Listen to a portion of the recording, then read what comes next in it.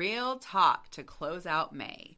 Kelly and I have spent this whole month talking about identity, worthiness, outgrowing old versions of ourselves.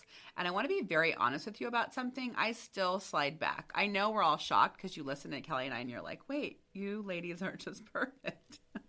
But I slide back all the time into old patterns, old roles, old ways of measuring myself that I thought I'd move past. And so does Kelly. All the time. Yeah. So today we're doing something a little different. No framework, no beats, just two sisters who are genuinely still figuring it out, sharing, what that actually looks like. So welcome back to Chasing Brighter. This is our still figuring it out episode, and we think it might be one of our favorites. So I want to talk first just about my still figuring it out moment. I think one of the things, so having a senior is very trippy. Having a high school senior with your oldest being a high school senior. I mean, can you believe it? It's crazy. Yeah. So it's trippy for me just because I'm just, like, I feel like I've messed up. I'm going to start crying. Whoa, what the heck? I feel like I've messed up so much with my oldest. I feel like, and her and I talk about it. I've talked so much. I have this whatever distortions of like over functioning, needing to constantly achieve to be worthy. And so I feel like I put that on my older two kids where I totally messed up. And by the time my third comes, I'm just like, oh, whatever. Who cares? Like, you're fine. You're eating chicken nuggets every day and you're like, you have a B or a C or your grades, whatever, I don't care. Just be you and be free. Uh-huh. And I felt like with the oldest, it's like that programming that we've talked about. Like, you have to do this and then you have to do this and do this. Like, this is the way life goes. And so I find myself sliding back into that with parenting, where it's just like, I just want you to be healthy and happy. Like, just be you. I love you, blah, blah, blah. And then I'll be like, she had a grade. She has an 87. And I was like, can you get that to an A? Like, what the hell's the matter with me? Who gives a shit? She's accepted to school. She has all the scholarships she needs. But it's like, can we just do that little bit extra to be excellent? Well, first of all, I feel the same way. And I had a specific conversation about this with my high schooler this week. But yeah. I think what you're talking about, though, in general, about the sliding back is, I think what's really important is the noticing. Yeah. Because it's so, the well-worn paths of our old ways, it's so easy to fall back into. And I feel like a lot of what we talk about on Chasing Brighter, sure, we want to all change. We want to overnight make these dramatic transformations, and it's not that way. And I think one of the things we've really focused on this season is, guess what? Being aware and noticing is half the battle. So just as long as you know you're doing it, that you are aware of that, and you're like, okay, I know that. And, you maybe can't always catch yourself. Yeah. But now that you know it's happening. I did the same thing on grades too. I actually told Wes, like, hey, you are, you're constantly battling right now between fun and schoolwork after school. Yeah. Like, you want to always have fun. And I said, because you're choosing fun over doing work is why you have a couple B's right now. Yeah. And the kids who are doing really well in school, they're choosing schoolwork over fun. And I said, you know what? You're a kid. And I think I came back from, we were talking about this earlier, but, I was telling you how I have a friend whose son dropped out of high school recently, or dropped out of college abruptly, right? In second semester of his freshman year. And it really freaked me out because I thought, oh my gosh, if my kid is feeling so much pressure to do things, I need to let them know, like, I don't want them to put pressure. It's hard, right? You want them to feel pressure, but you don't want them to feel overwhelmed by pressure. So I was like, hey, you got a lot going on. I'd love to see you get some A's. I'd love to see you, because it's like high B's. But I was like, you're still a kid and you're figuring this out. So I was like, you're still going to grow up or whatever. You're still growing is what I said. Yeah. But it's hard. When we did that activity from our April freebie about whether we're performing this or whether it's genuinely me. It's like we don't want to create these children that are doing all of these things just to perform to make us happy, because that is not what we're trying to do here, right? We're trying to launch these children into the world with a purpose. And if their purpose is make my mother happy, we failed, you know? Yeah. Yeah. But the other part too is I think I've kind of come to this realization where everyone chooses a parenting style. Every kid is raised in an environment that works for them at some level. I mean, we're fortunate enough, Jess, I think for a vast majority of this, we have surrounded ourselves by parents and families. Our kids are going to schools where families care about their education. You know, there's a lot that it's like, and some of those parents are putting pressure on those kids. And guess what? Some of those kids are going to be fine. Yeah. They're going to learn how to deal with it. And they're going to move on, and they're going to do all the things. And maybe that is what their mom and dad want them to do, but they do it and they figure it out. So it's like, it is part of this where it's like, what is it that you want for your kids? And I think part of the grade thing is, and what I told Wes, I kind of came to this realization, is like, I want everything you want. I want so much more for you than I had. And I want so much more that I can give you. But because of that, that's why I want him to do well in school, because it's like, I know that I can... It opens up so many more opportunities, and I want you to have all those opportunities, right? And so that's the challenge. He's like, I just want to play video games right now, right? And so it's hard. Those were totally the talks I had for Gabby. Like, doing these things will open doors for you, right? Also, I want to say a couple things. So one of the things that I talked to my daughter about with these high Bs are, I told her, I want you to know that you are worthy and smart and brilliant, and to demand excellence for yourself. And so, like, she got this grade on this thing that she did that she tanked it. And I think it was she's in this like web design, graphic design class, and they were supposed to redo like these movie posters. And so she did all of these tiny little things and spent hours on it, but it wasn't obvious necessarily. Like, she didn't totally redo the movie poster. And so the teacher was like, you didn't do anything. And I wanted her to advocate for herself and say, no, I did this, this, this, and this. But she's like, whatever, Mom, I still have an 87. And so that was like where I was like, but you hear you. Fight for yourself. Yeah, totally. 87, whatever. But could you demand to be seen from this person? Number one. Number two, I saw a reel of Michelle Obama on a podcast, and she was saying that she tells her daughters, everything you're doing now is practice for the real world. If you are late, you are practicing, I'm going to be late. If you're doing this, and so that's what I've been kind of talking with her about. Like, you're leaving the nest, and I've been your advocate your whole life, and now you need to know that you are worthy and deserving to advocate for yourself. So you're practicing mediocrity in some aspect. I know a B is above average. I'm crazy. I know I'm a little over exaggerating here, but like that it's like you don't want your kid to practice like, I'm just going to do the minimum. Meh. That's the thing. If they're busting their butt and they're doing everything they can, 100%. Yes. But if you feel like you're just like, I know you didn't study for that test last night. Yeah. So then you're practicing. That's how you're going to show up for life. And that exactly is where it is again anyway. So, and real quick too, Kel, we have that free download this month. And I love it. It's called the Real Over Perfect Weekly Check-In. 5 questions, 5 minutes once a week. And it's exactly what it sounds like.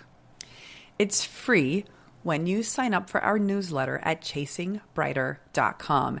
Honestly, it is one of our favorite things. You need to go get it. Chasingbrighter.com. You can sign up there, or chasingbrighter.com/newsletter. We have it everywhere. Sign up for that newsletter and get that freebie.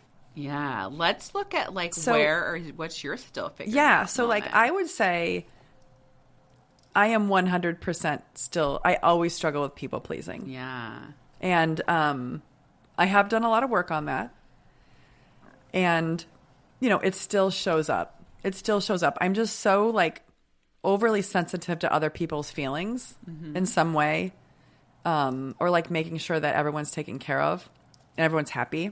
I recently, let's say I make a decision, recently I made a decision, and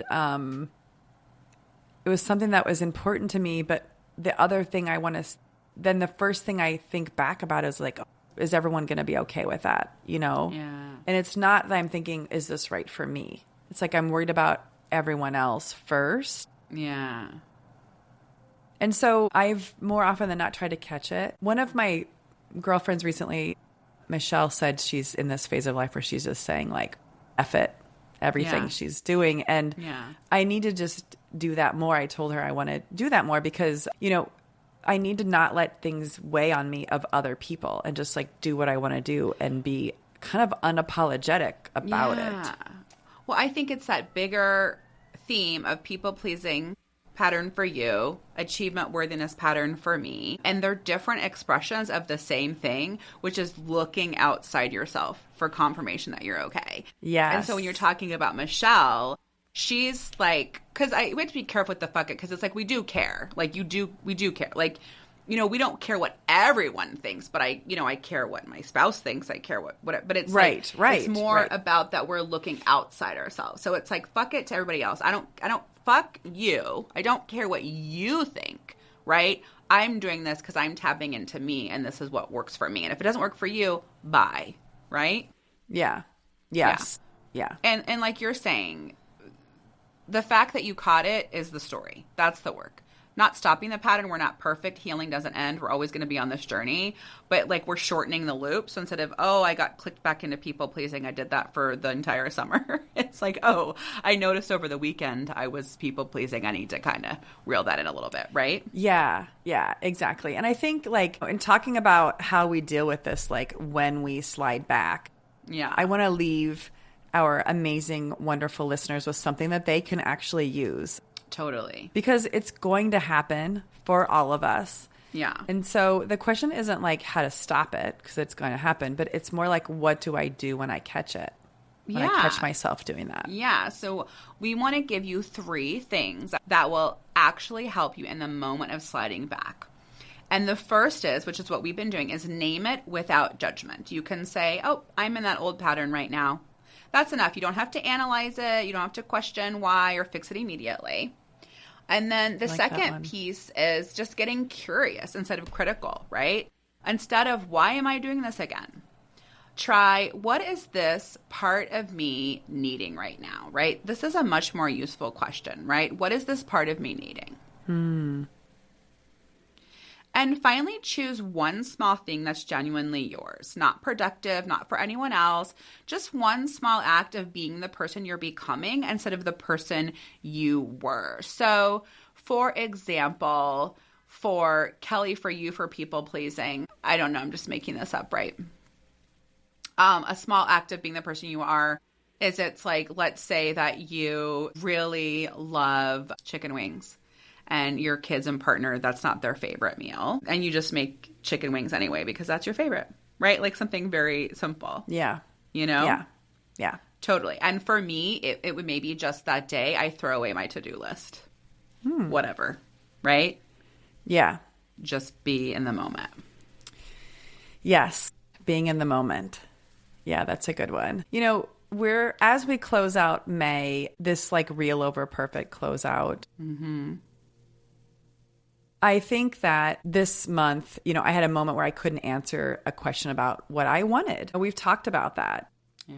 It's hard for us to do that sometimes. My instinct was to feel embarrassed about it. I don't have like, sometimes it's like, what do I want is not like it's not on the forefront of my mind all the time. I think I spend so much time, you know, a lot of us spend so much time serving others or helping others. Right. And so I was kind of like sad or like embarrassed about it, especially since we have this podcast and we're doing all these things. We talk about this all the time. But the real over perfect was realizing that not knowing isn't that I don't have it.